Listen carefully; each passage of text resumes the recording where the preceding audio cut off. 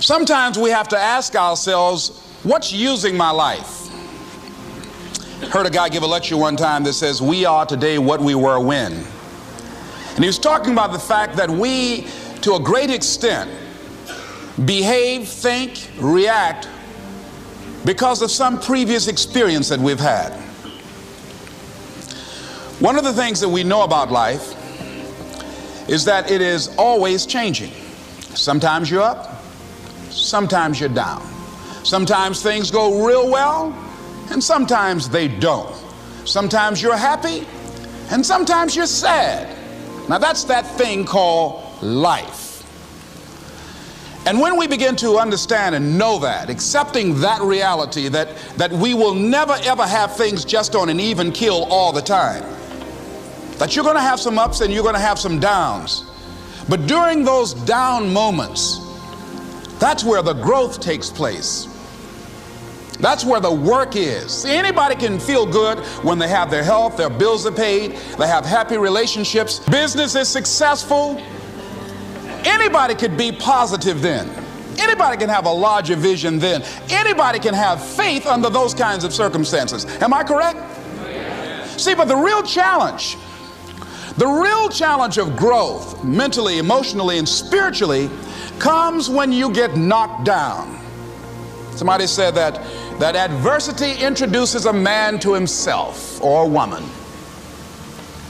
How you handle it, that's where the growth takes place. When I was facing some challenges, I had a guy say something to me, and I suggest this is one of the first things that you want to do when you're facing a challenge. You want to get unstuck. Evaluate where you are. Look at it, assess yourself. Assess yourself and assess the situation. What brought you there? What role did you play? Earl Nightingale had a saying I like. He said, all of us are self-made, but only the successful will admit it. What has brought you to this point? What did you learn from it? Are you learning anything, or are you doing it over and over and over again? Somebody said that insanity is doing the same thing in the same way, expecting a different outcome. Are you going through it, or are you growing through it? Are you bigger and better because of it? Because it's not going to leave you until you grow through it. I was going through a major challenge in my life that was wearing me out, that was using me. You see, your mind is when you go into a service station to get gas, you don't go in there and just start pumping. When you push the lever up, it clears the previous bill. By the same token, if you want to begin to move, you've got to clear your mind of all the unnecessary luggage and baggage that's weighing us down. I couldn't move, I couldn't think about what am I going to do to get out of this situation, because I was so concerned about what happened and what he did to me and how bad it was. I was so stuck in that I couldn't even focus on what I should have done. Feeling sorry for myself and angry, and none of that was taking me anywhere. So pretty soon I learned through effort, made a conscious, deliberate, determined effort. I had to let it go. I had to forgive it. Let it go and begin to focus on developing myself. And I say to you, you're going to have people to do things to you. Things are going to happen to you. And the most important thing to do is to harness your will and let it go and move so you can grow, so you can get on with your life. It doesn't matter about what happens to you. What matters is, what are you going to do about it? All of us have experienced some tragedy, and if we haven't, we will. And you can either let it destroy your life, or you can build upon it. You can permit it to let it hold you down, or you can decide, I'm not going to let that happen to me. I'm bigger than this. Make a declaration to yourself. Declare all out war that you're going to get out of this rut. I don't care how good you are. I don't care how talented you are. I don't care how much you work on yourself. There are some times when things aren't going to go right. They just are not going to go right. There are times when anything that can happen will happen. Murphy's Law will be knocking at your door. Why? I don't know why. That's called life. And you have to deal with it. Sometimes your life will be in a slump, just like sports.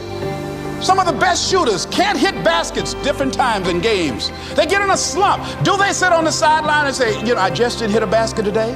No, they continue to execute. I suggest to you that if you are facing a challenge, don't stop.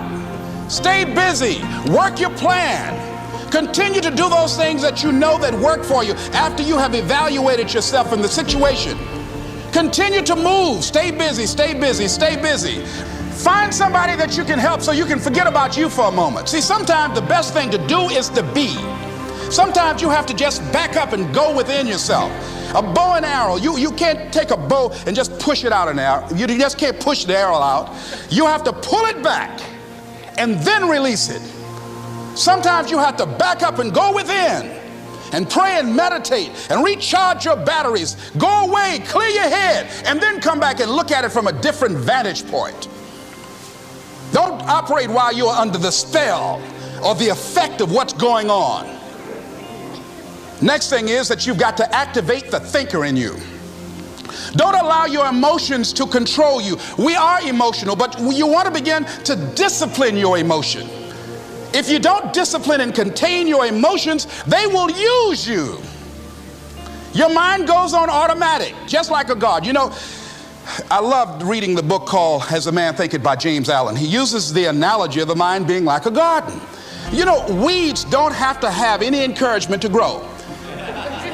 You don't have to water them. They don't have to get sunshine. They don't have to have fertile ground. They will grow through the cracks of a sidewalk. Am I right? But if you want to grow orchids or roses or any kind of exotic flowers, there are special processes and procedures you must go through.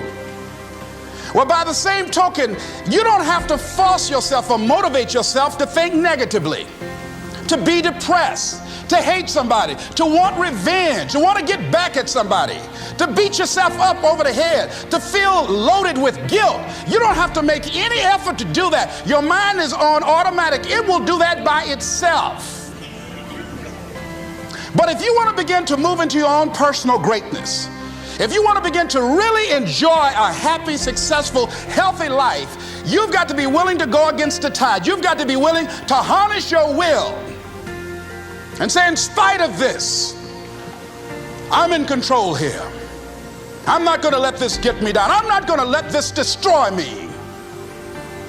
I'm coming back, and I'll be stronger and better because of it. You have got to make a declaration that this is what you stand for. You're standing up for your dreams. You're standing up for peace of mind. You're standing up for health. You want it, and you're going to go all out to have it. It's not going to be easy. When you want to change, it's not easy. If it were in fact easy, everybody would do it. But if you're serious, you'll go all out. So yes, I'm going to turn this situation around. I'm not going to sit back and moan and cry over what happened and what went wrong and who did what. I'm going to do something about this situation. The next thing that is important is that expect things to get better for you, because they are. See, life is cyclic. You're not, whatever experience you're having right now, it has not come to stay. It has come to pass. Not to stay, just to pass. It's just going through. The biggest challenge is to know what's happening. This is a part of this thing we call life. This too shall pass. And maintaining perspective, putting it in perspective. The other thing is, take full responsibility for your life.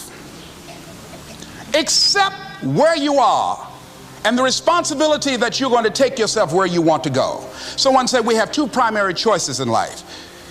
We can either accept conditions as they exist, or we can take the responsibility to change them. See, a lot of people want to exempt themselves from taking responsibility. All they want to do is talk about the problem. Every time you see them, they'll tell you their story over and over and over and over again. No. You want to take responsibility for your life. I got me here, I can get me out of this. And I'm getting out. I'm not going to be a volunteer victim. George Bernard Shaw said there are two kinds of people in life. You know, he said those that make things happen, those that watch things happen, and those that don't know what happened. And he said the people that get along in this life look around for the circumstances that they want, and if they can't find them, they make them. They create them. So part of beginning to get unstuck, you've got to decide that the behavior pattern that you have adopted doesn't work for you. You've got to change your strategies, and changing your strategy means reinventing your life, recreating you, and you have the power to do that. You can decide that you're going to change, that you're not going to be a wimp. You can decide that you're going to stand up to life. You can decide that I'm going to live each day as if it were my last. You have the power to make that decision. You can decide I'm going to work on myself and develop myself. I'm going to empower me. And all of these things that are happening to me right now, they're just temporary inconveniences. They're not stronger than I am. I'm in charge here.